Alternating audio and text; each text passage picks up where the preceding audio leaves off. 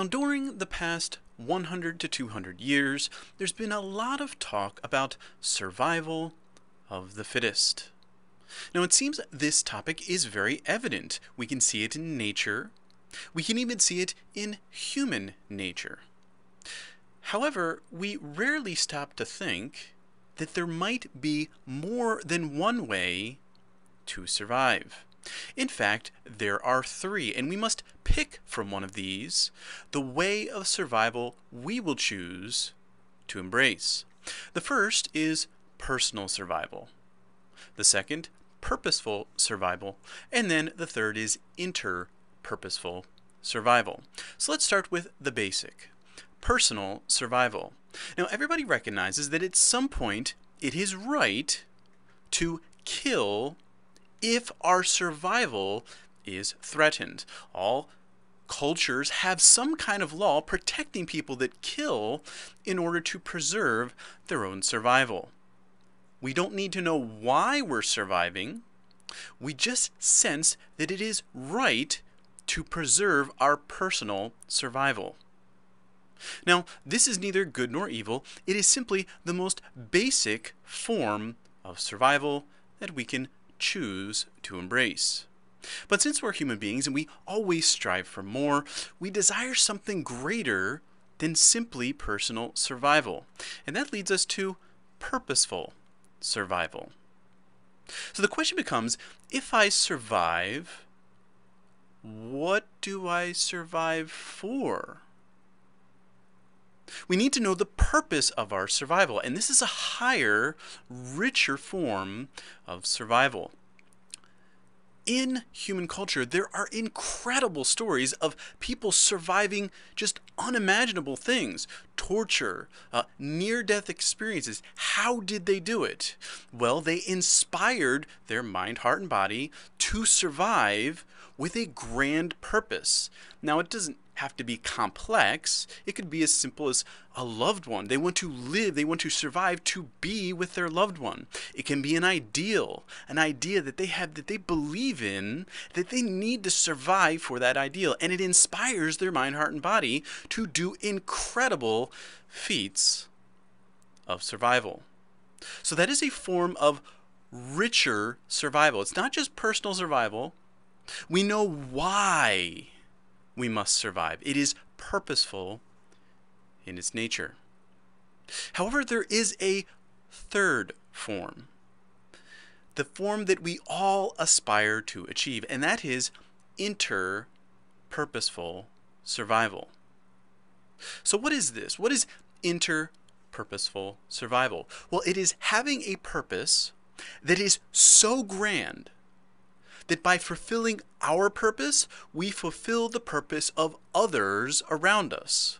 So we have a simple picture here of a soldier promoting the survival of these two children. But if you notice, he's also surviving himself. Now, what is his purpose? Well, we don't know, but we can take some guesses. Maybe it's protecting the innocent.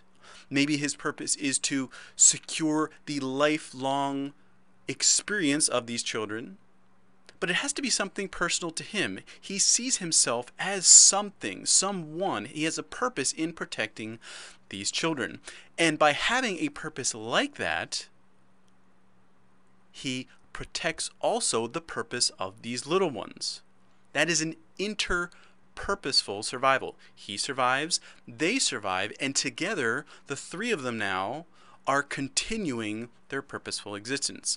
So the question then becomes, how big can our purpose become? Can our purpose incorporate a whole team of individuals, where accomplishing our purpose would accomplish a whole team of individuals and their purposes? What about a whole army? Can our purpose be big enough to include everyone's purpose in an army? What about both sides of the army? Can our purpose be big enough to incorporate the enemy as well as our allies? And each individual's purpose here is the focus. Not a general sense of purpose, like this would be best for the land. No, each individual's purpose must be fulfilled through ours. What about bigger though? What about the earth? What if our purpose was big enough to incorporate every single human individual on the planet? So that by fulfilling our purpose personally, we would somehow also fulfill every individual's purpose at the same time. And of course, the ultimate goal that we have is to have a universal purpose. Now, why do we strive for something so huge? Well, because the likeness that we bear, the Creator Himself, has a purpose that is so big that it has room to fulfill everything and everyone in that universe. All purposes are fulfilled in God's purpose, and we strive towards this. We want to have our purpose to be so grand that by our survival, we end up fulfilling every purpose in the entire universe.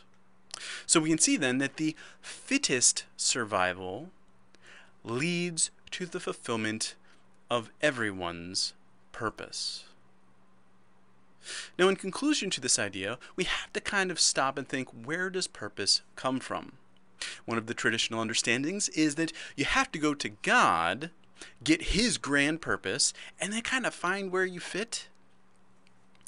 Unfortunately, that's not proven itself very well, because there's many human beings that have believed they've had a purpose from God, and they end up doing really destructive things, or really pathetic things, or strange things.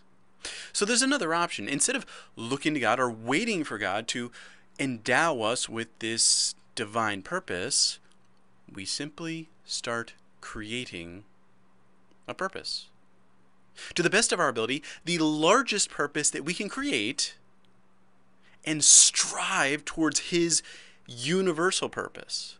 Develop ourselves as someone who can create a purpose so that we can survive purposefully. And as we develop those talents, those abilities, that purposeful creation of life, we then find ourselves ready to learn from the true master of purpose.